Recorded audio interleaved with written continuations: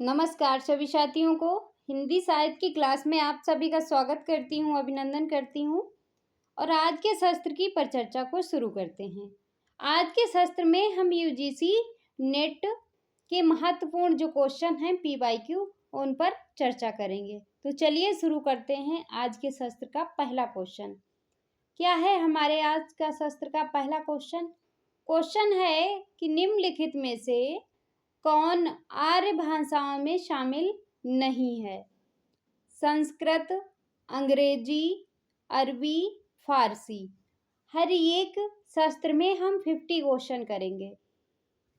तो चलिए इस क्वेश्चन का जो हमारा सही आंसर होगा वो क्या हो जाएगा कि आर्य भाषाओं में शामिल नहीं है। तो आर्य भाषाओं में कौन सी है जो शामिल नहीं है? तो ये है अरबी। अरबी जो है आर्य भाषाओं में शामिल नहीं है। इस क्वेश्चन की व्याख्या भी देख लेते हैं और व्याख्या के साथ ही क्वेश्चन करवाए जाएंगे। इस क्वेश्चन की व्याख्या है कि अरबी आर्य भाषाओं में शामिल नहीं है। अरबी जो भाषा है वो सामी भाषा के अंतर्गत आती है। किसके अंतर्गत आती है? सामी भाषा के अंतर्गत आती है। सामी भाषा परिवार में कौन कौन सी भाषाएं आती हैं? इब्रानी, अरबी और हबसी भाषाएं जो हैं आती हैं। जबकि संस्कृत, हिंदी, अंग्रेजी, फारसी, मराठी, पंजाबी और यूनानी, लैटिन, प्राकृत आदि भाषाएं किसमें शामिल होती हैं? आर्य भाषाओं में। किसमें शामिल होती हैं? आर्य भाषाओं में। अगले क्वेश्चन पे चलते हैं। क्या है हमारा अगला क्वेश्चन? अगला क्वेश्चन हमारा है कि शीतला माँ के नाराज हो जाने के भय से लोग, यहाँ पर क्या होगा? लोग बच्चों को चेचक का टीका तक नहीं लगवाते थे। उपर्युक्त प्रसंग निम्नलिखित में से किस उपन्यास में वर्णित है? तो ये बात जो है किस उपन्यास में है? देवरानी जेठानी की कहानी में, रहस्य कथा में, परीक्षा गुरु में या श्यामा स्वप्न में? तो किस उपन्यास में ये बात जो है ये कोटेशन है? तो ये जो कोटेशन है वो है देवरानी जेठानी कहानी में। देखो देवरानी जेठानी पीछे लगा है कहानी पर, है क्या? ये उपन्यास है। अगले क्वेश्चन पे चलते हैं और इस क्वेश्चन की व्याख्या देख लेते हैं। इसमें है कि शीतला माँ के नाराज होने के भय से लोग बच्चों को चेचक का टीका तक नहीं लगवाते थे। कहते थे अगर हमने चेचक का टीका लगवा लिया तो शीतला माँ नाराज हो जाएंगी। ये उनके अंदर डर था। तो ये देवरानी जेठानी की कहानी उपन्यास में वर्णित है। देवरानी जेठानी की कहानी उपन्यास के लेखक कौन है? पंडित गौरी दत्त। कौन है? पंडित गौरी दत्त। इसका प्रकाशन वर्ष 1870 में हुआ। डॉक्टर गोपाल राय ने देवरानी जेठानी की कहानी उपन्यास को हिंदी का प्रथम उपन्यास माना। किसने माना प्रथम उपन्यास? गोपाल राय ने। पंडित गौरी दत्त को प्रथम उपन्यासकार माना जाता है। इसकी विषय वस्तु जो है इतनी सामाजिक है कि पूरा समाज ही ध्वनित होता है। किसकी? देवरानी और जेठानी की जो कहानी है। बाल विवाह, विवाह में फिजूल खर्ची, स्त्रियों के आभूषण, प्रियता, बंटवारा, वृद्धों, बहुओं की समस्या, शिक्षा, स्त्री शिक्षा, अनगढ़ ईमानदारी, साथ ही 19वीं शताब्दी के मध्यवर्गीय बनिया समाज के जीवन का यथार्थ चित्रण प्रस्तुत किया गया है। अगला क्वेश्चन है हमारा कि ऋतु बसंत का शुभ प्रभात था, मंद मंद था अनिल बह रहा, बालारुण की मृद किरणें थी अलग बगल स्वर्ण शिखर थे, एक दूसरे से विरहित हो अलग अलग रहकर ही जिनको सारी रात बितानी होती, निशा काल के चिर अभिशापित बेबस उन चकवा चकई का बंद हुआ क्रदन। उपयुक्त पंक्तियों में चकवा चकई के बारे में व्यक्ति नागार्जुन के विचार को साहित्य जगत में कहा जाता है, क्या कहा जाता है? जीवन अनुभव, समाज बोध, कवि प्रसिद्धि, अपवाद। तो है इसको क्या कहा जाता है? इसको कहा जाता है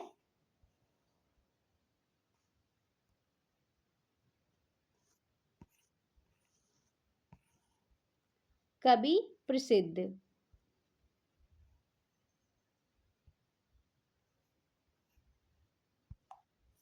इस क्वेश्चन की व्याख्या देखते हैं, क्या है इस क्वेश्चन की व्याख्या? इस क्वेश्चन की व्याख्या है कि ऋतु जो है वो बसंत का शुभ प्रभात बंद हुआ क्रदन उपर्युक्त चकवा चकई के बारे में व्यक्त नागार्जुन के विचार को साहित्य जगत में कवि प्रसिद्धि कहा गया है। क्या कहा गया है? कवि प्रसिद्धि कहा गया है।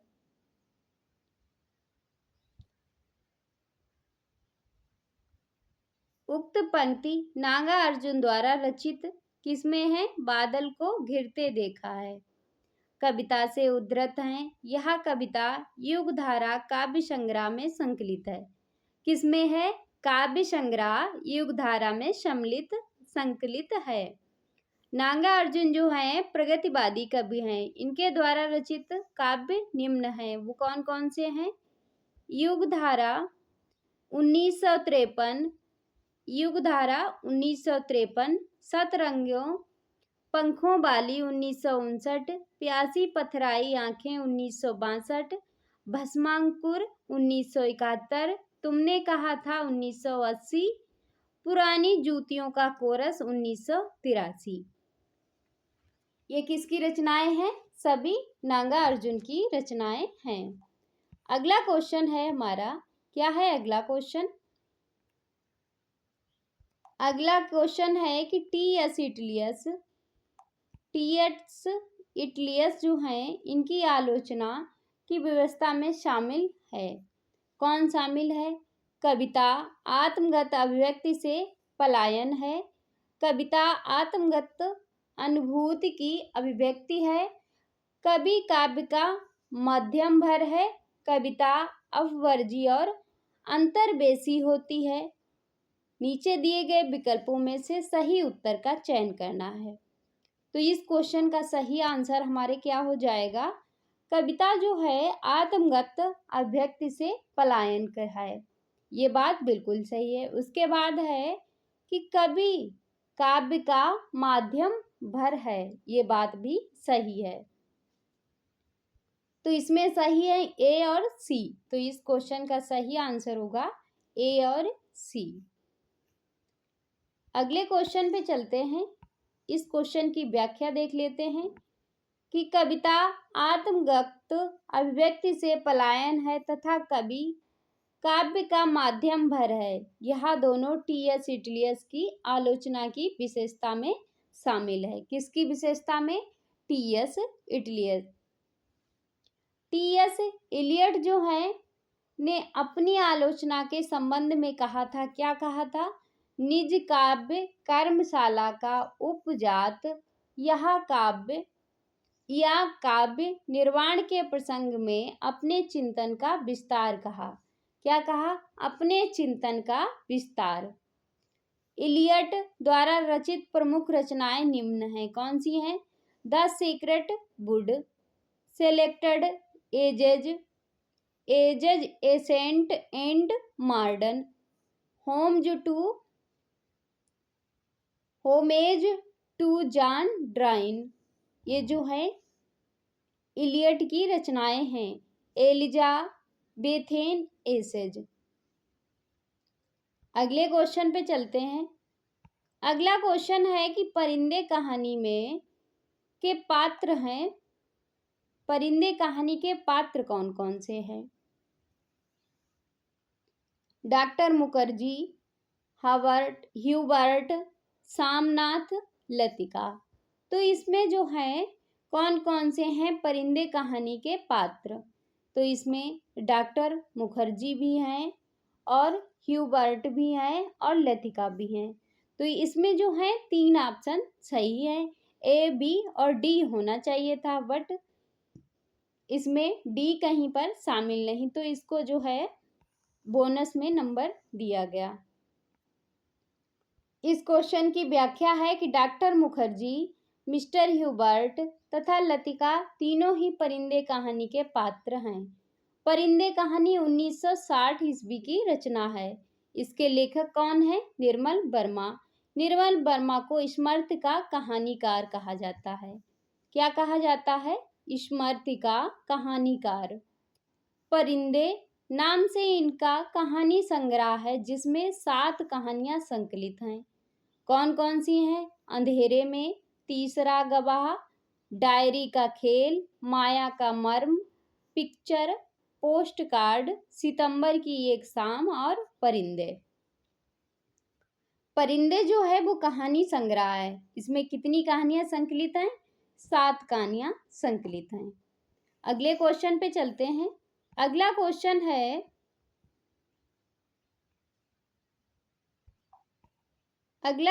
है, कि तेरी बाकी अदा पर मैं खुद हूँ फिदा। तेरी बाकी अदा पर मैं खुद हूँ फिदा, तेरी चाहत को दिलबर बयां क्या करूँ, यही ख्वाहिश है कि ई तू मुझको देखा करे और दिलो जान में मैं तुझको देखा करूँ। उपर्युक्त गीत निम्नलिखित में से किस कहानी में प्रयुक्त है? तो ये जो है गीत जो है वो किस कहानी में है? रसप्रिया में, पंचलाइट में, लाल पान की बेगम में या तीसरी कसम में? तो इस क्वेश्चन का सही आंसर जो है वो क्या हो जाएगा? तीसरी कसम में। किसमें है ये गीत? तीसरी कसम में। इस क्वेश्चन की व्याख्या है कि तेरी बाकी अदा पर तुझको मैं हूँ खुद फिदा। उपर्युक्त गीत जो है तीसरी कसम कहानी में प्रयुक्त है। तीसरी कसम कहानी के लेखक कौन है? फणीसर नाथ रेणु हैं। इस कहानी में उन्होंने बिहार के प्रांत ग्रामीण जीवन को उभारने का सफल प्रयास किया है। इस कहानी के प्रमुख पात्र कौन है? हीरामन, हीराबाई, धुन्नीराम, पलटदास, लाल मोहर आदि, जबकि रसप्रिया, पंचलाइट, लाल पान की बेगम, साबदिया, ठेस, पहलवान की ढोलक, एक आदिम रात्रि की महक।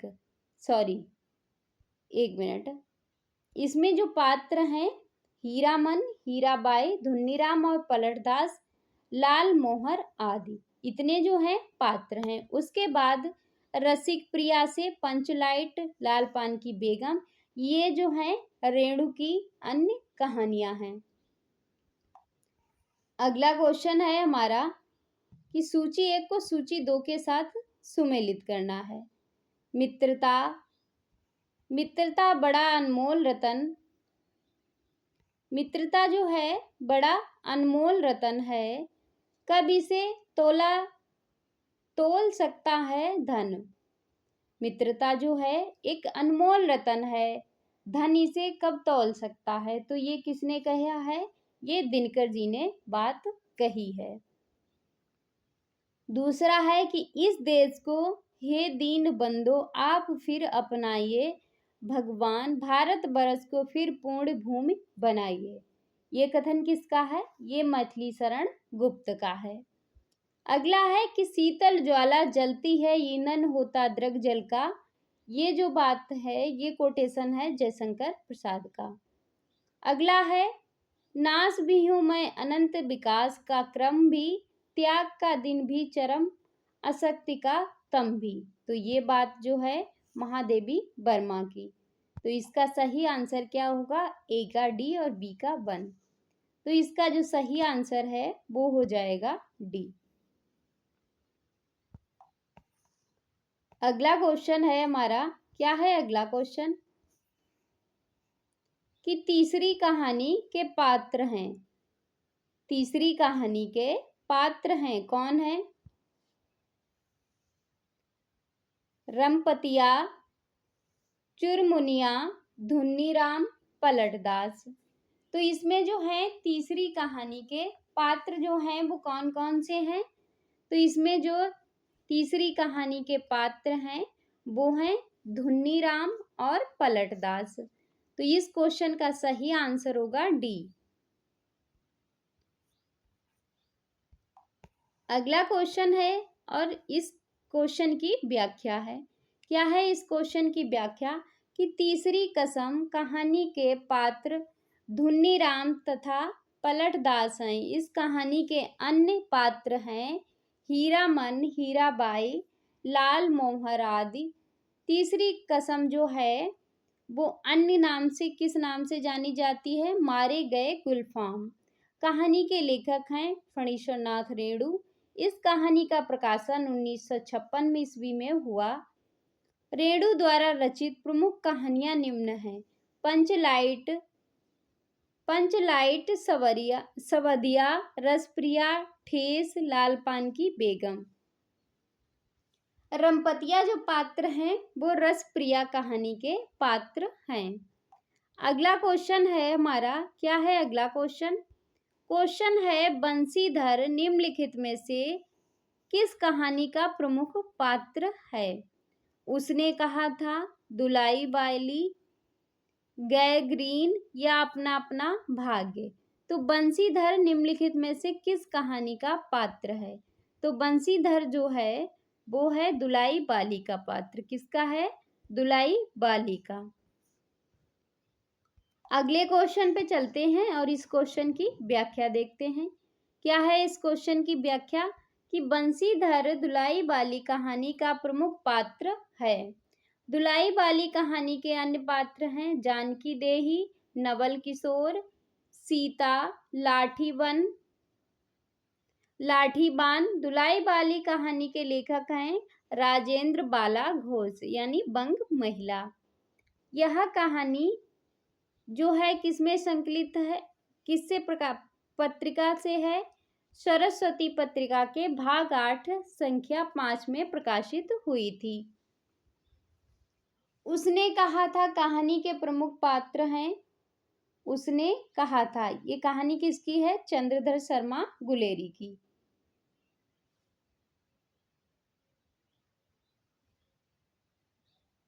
इसमें जो पात्र हैं वो कौन कौन से हैं?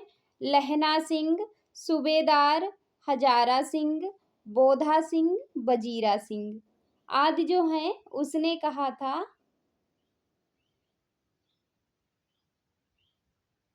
इसके बाद है कि गैग्रीन कहानी के लेखक जो हैं वो अज्ञे हैं।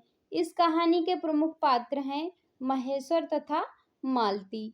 अपना अपना भाग्य कहानी के लेखक हैं जैनेन्द्र। इस कहानी के प्रमुख पात्र हैं 10 साल का अनाथ बच्चा। अगला क्वेश्चन है, क्या है हमारा अगला क्वेश्चन? कि प्रकाशन वर्ष के अनुसार निम्नलिखित उपन्यासों का सही क्रम क्या है? आपका बंटी, धरती धन्ना अपना, झूठ और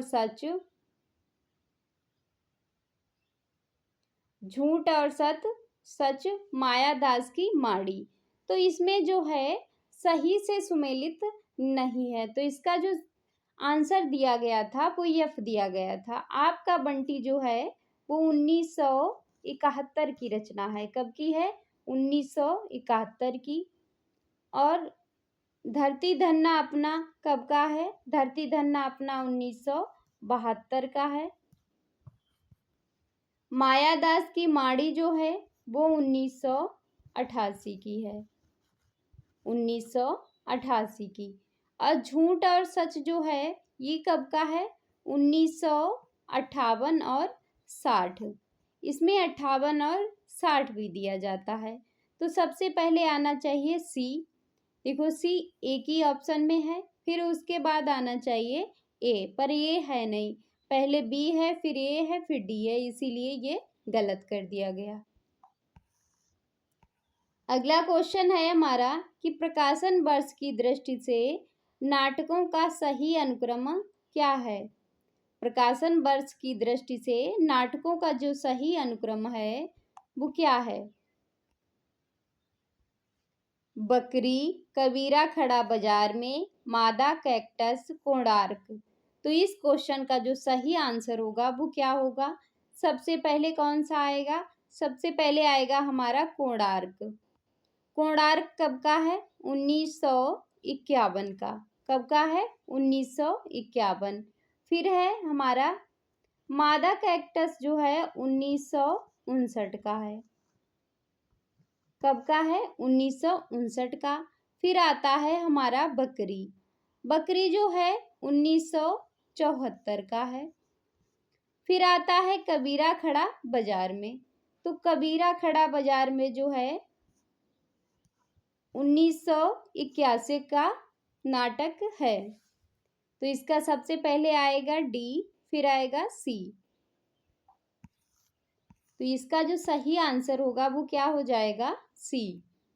डी, सी और ए।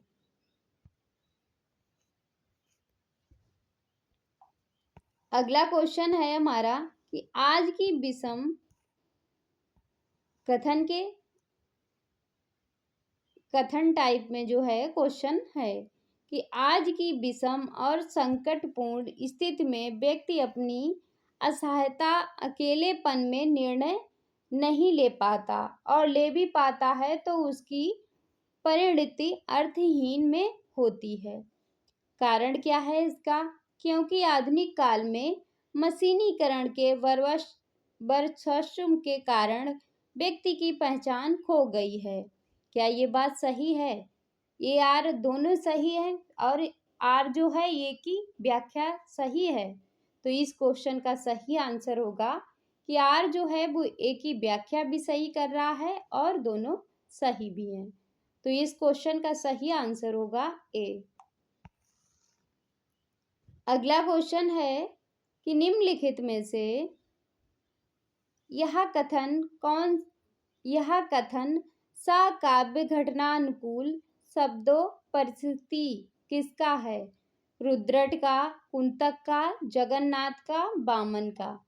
तो ये जो है किसका है, ये है जगन्नाथ का। किसका है, जगन्नाथ का। अगले क्वेश्चन पे चलते हैं, इस क्वेश्चन की व्याख्या देख लेते हैं। कुछ काव्य लक्षण जो दिए गए हैं, जैसे वामन का काव्य लक्षण है काव्य शब्दों यगुणा अलंकार संस्कृत्यो शब्दार्थ्यो वर्तते।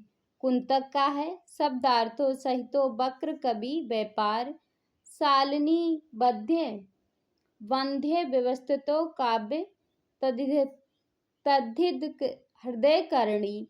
रुद्रट का है नन शब्दार्थो काव्यम। अगले क्वेश्चन पे चलते हैं, क्या है हमारा अगला क्वेश्चन। अगला क्वेश्चन है कि पद्माकर भट्ट के बारे में रामचंद्र शुक्ल का विचार है, क्या है। ऐसा सर्वप्रिय कवि इस काल के भीतर बिहारी को छोड़ दूसरा नहीं हुआ है, परंतु पद्माकर की कल्पना दृष्टि से बिहारी कमतर थी। पद्माकर की रमणीयता ही सर्वप्रियता का एकमात्र कारण है। पद्माकर की भाषा कड़कती होते हुए भी कबीर जैसी नहीं है। तो इसमें जो है कौन से कथन जो हैं सही हैं, जो पद्माकर ने के बारे में रामचंद्र शुक्ल ने कहे हैं। तो ये है कि ऐसा सर्वप्रिय कवि इस काल के भीतर बिहारी को छोड़कर दूसरा नहीं हुआ है। उसके बाद है कि पद्माकर की रमणीयता ही सर्वप्रिय का एकमात्र काव्य है या कारण है। तो इस क्वेश्चन का सही आंसर होगा ए और सी। अगला क्वेश्चन है कि आषाढ़ का एक दिन आषाढ़ का एक दिन राज्य, श्रेय और व्यक्ति स्वतंत्र के बीच भटकती हुई सृजनात्मकता का नाट्य बिंब है। यह कथन किस आलोचक का है? नेमिचंद्र जैन का, बच्चन सिंह का, गिरीश रस्तोगी का, जयदेव तनेजा का। तो ये जो कथन है वो किसके बारे में कहा गया है? ये कथन जो है वो कहा गया है बच्चन सिंह के बारे में। यानी ये जो कथन है वो किसका है? बच्चन सिंह का है।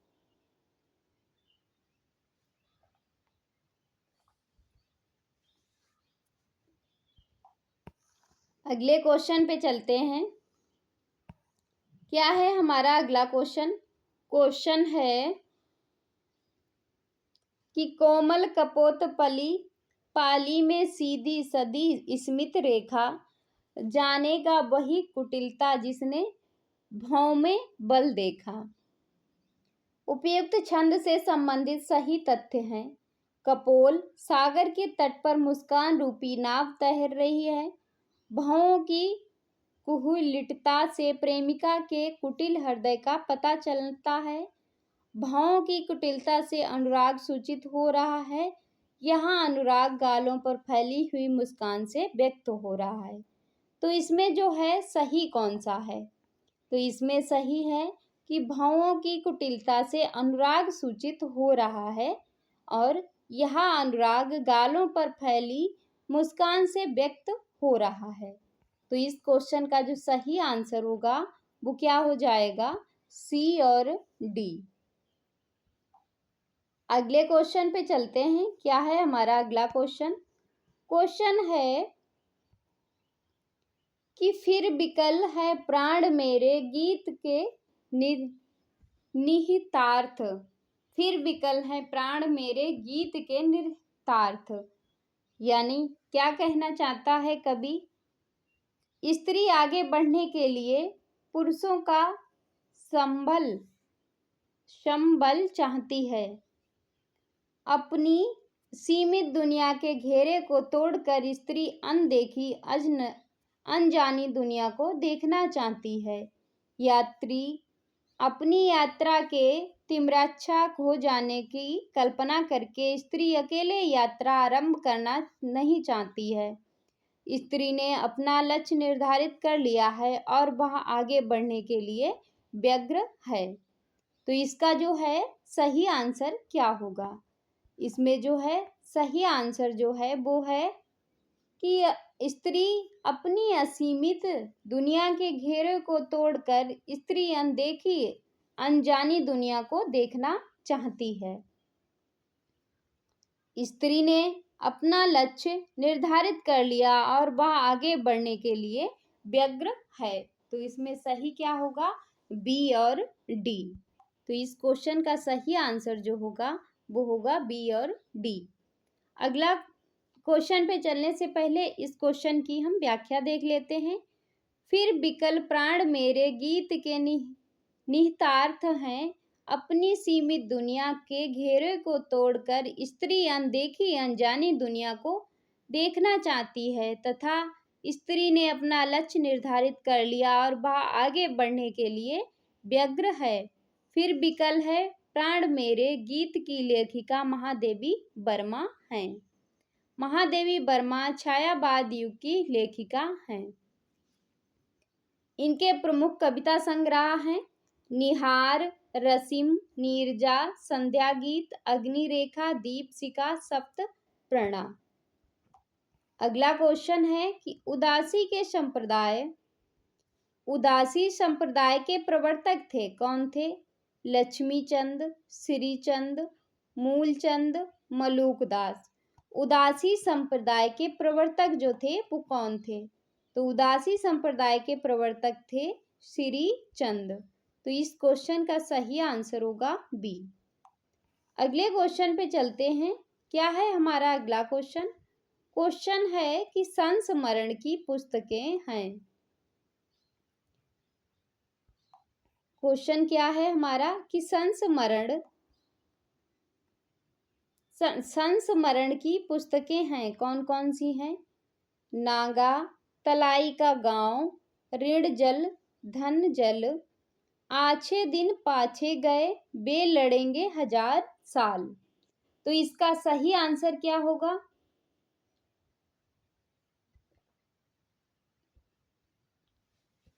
इसका जो सही आंसर होगा वो क्या हो जाएगा? इसकी जो संस्मरण की पुस्तकें हैं वो हैं नागा तलाई का गांव, आछे दिन पाछे गए। तो इसका सही आंसर होगा ए और सी। ए और सी। इस क्वेश्चन की व्याख्या देख लेते हैं। क्या है इस क्वेश्चन की व्याख्या? कि नागा तलाई का गांव, आछे दिन पाछे गए, संस्मरण की पुस्तकें हैं। नागा तलाई का गांव 2004 ईस्वी संस्मरणात्मक कृति। लेखक कौन है? विश्वनाथ त्रिपाठी। इनकी अन्य संस्मरणात्मक कृति कौन सी हैं? व्योमकेश दरवेश 2010 की है। गंगा स्नान करने चलोगे 2012। आछे दिन पाछे गए 2004। आछे दिन पाछे गए ये 2004 ईस्वी की रचना है। इसके लेखक कौन है? काशीनाथ सिंह। इनके अन्य संस्मरणात्मक कृति हैं कौन सी हैं? घर का जोगी जोगड़ा जो 2006 की है। याद हो कि ना याद हो 1992 की है। जबकि ऋण जल और धन जल तथा बे लड़ेंगे 1000 साल ये क्या हैं? ये रिपोताज हैं। ऋण जल और धन जल के लेखक हैं फणीश्वर नाथ रेणु। बे लड़ेंगे 1000 साल के लेखक हैं शिव सागर मिश्र। अगले क्वेश्चन पे चलते हैं। क्या है हमारा अगला क्वेश्चन? क्वेश्चन है कि रामचरितमानस के अंत में कही गई तुलसी की कौन सी बातें सही हैं?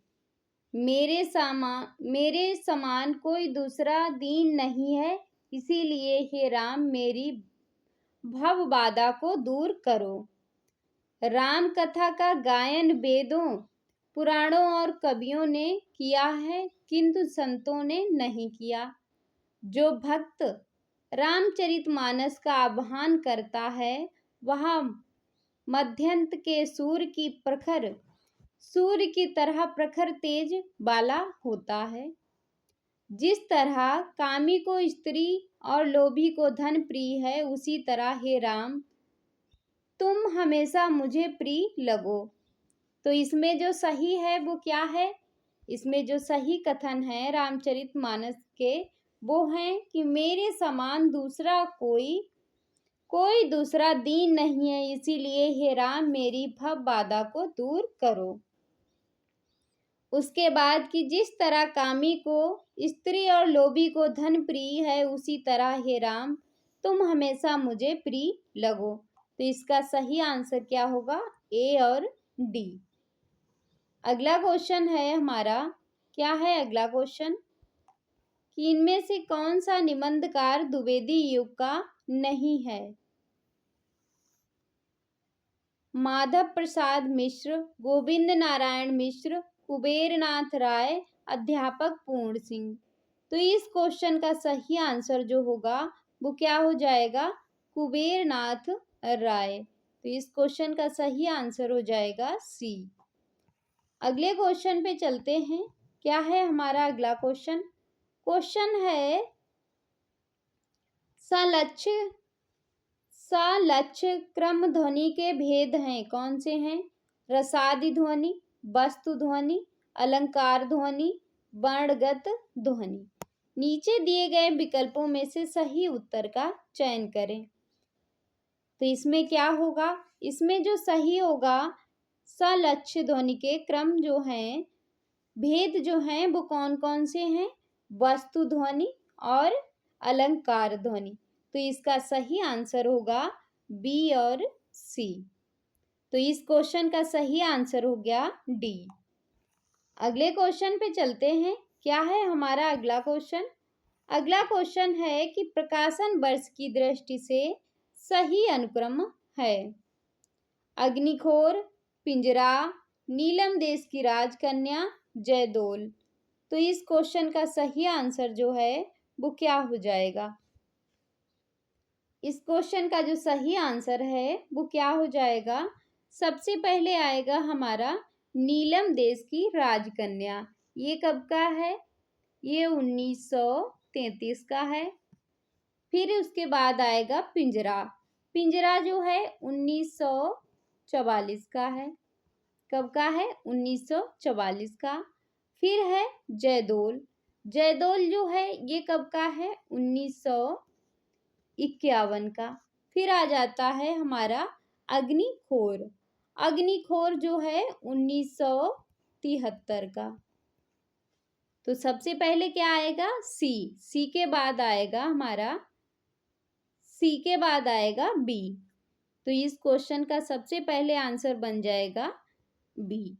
तो इस क्वेश्चन का सही आंसर हो गया बी। अगले क्वेश्चन पे चलते हैं और इस क्वेश्चन की व्याख्या देखते हैं।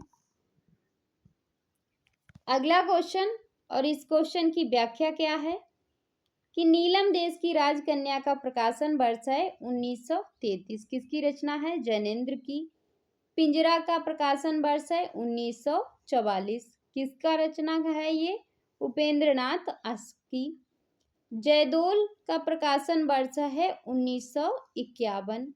रचनाकार हैं अज्ञे। अग्निखोर 1973। किसकी रचना है? फणीश्वरनाथ रेणु की। अगला क्वेश्चन है कि विभ्रम और यथार्थ इल्यूजन एंड रियलिटी के लेखक कौन हैं? Feuerbach, unrest Fisher, George लुकाच, कांडवेल। तो इस क्वेश्चन का सही आंसर जो है वो क्या हो जाएगा? कांडवेल जो है इस क्वेश्चन का सही आंसर हो जाएगा। अगला क्वेश्चन है हमारा सूची 1 को सूची 2 के साथ सुमेलित करना है। तो विषमता की पीड़ा से व्यक्त हो रहा स्पंदित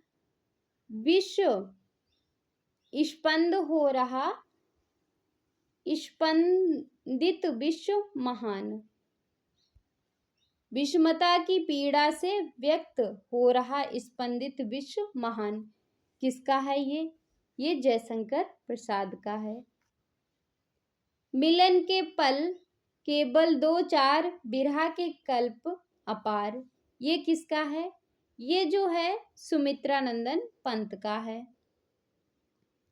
उसके बाद दिन 12 वर्ष में घूड़े के फिर सुने गए हैं फिरते। ये किसका है? मैथिली शरण गुप्त का। तोड़ दो यहाँ क्षितिज मैं भी देख लूं उस ओर। ये किसकी पंक्तियां हैं? ये महादेवी वर्मा की हैं। तो इसका सही आंसर क्या होगा? ए का पहला, बी का तीसरा। तो ए का पहला और बी का तीसरा जो है वो हमारे किस ऑप्शन में आ रहा है? वो आ रहा है हमारे डी ऑप्शन में। तो इस क्वेश्चन का सही आंसर होगा डी।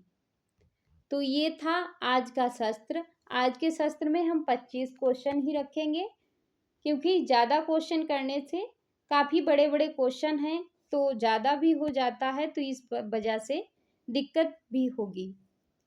और एक सूचना और है, आप एक दिन आपके PYQ की क्लास रहेगी और दूसरे दिन आपकी एक दिन जो है व्याख्या सहित निबंध जो हैं वो चल रहे हैं, आप लोग उन्हें भी देख सकते हैं। तो आज के शस्त्र को यहीं पे समाप्त करते हैं। मिलते हैं अगले शस्त्र में, तब तक के लिए जय हिंद।